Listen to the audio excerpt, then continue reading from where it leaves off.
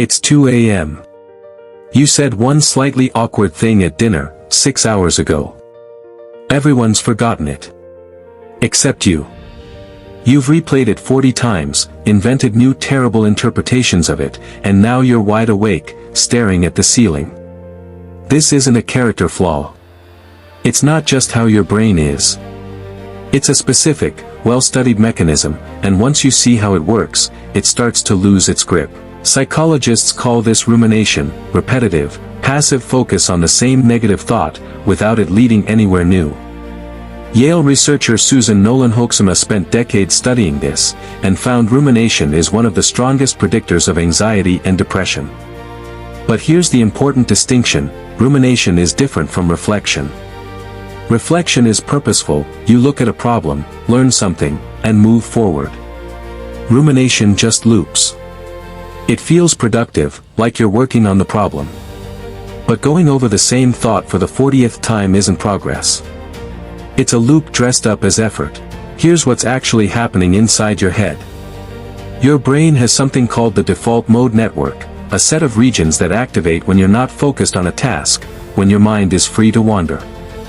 In people who overthink, this network becomes overactive, and it stays locked in conversation with the amygdala, your brain's threat detection center.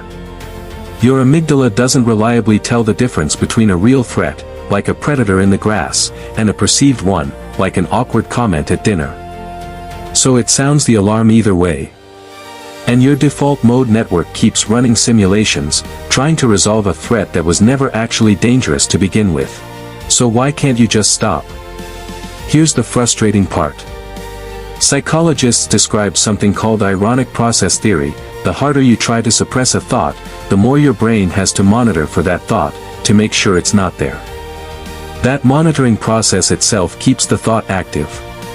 Telling yourself stop thinking about it is like telling yourself not to think about a pink elephant. The instruction itself keeps the elephant in the room. This is why willpower alone rarely works against overthinking. You're not fighting a lack of discipline. You're fighting your own brain's monitoring system. Here's the twist: this system isn't broken. It's actually trying to protect you. At an evolutionary level, anticipating danger and running through scenarios had genuine survival value. A brain that replayed a close call with a predator, thinking what if I'd gone left instead, was a brain more likely to survive the next encounter.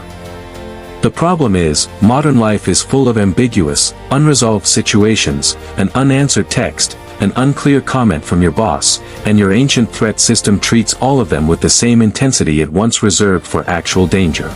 Notice that rumination almost always centers on something unresolved.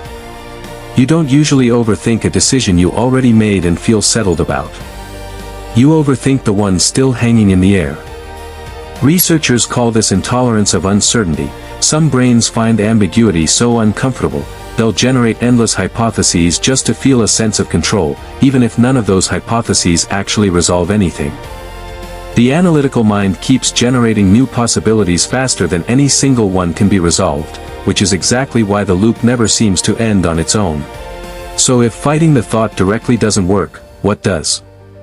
Research points to a few things that work with the system, instead of against it. 1. Give worry a scheduled window. Set aside 15 minutes a day to deliberately think through your worries. Studies on this method show it reduces rumination outside that window, because the brain learns it doesn't need to process worry constantly. 2. Engage your body, not just your mind. Rumination lives largely in mental space. Physical movement, a walk, stretching, even tapping your fingers in a pattern, pulls attention into the body and interrupts the loop. 3. Write it down.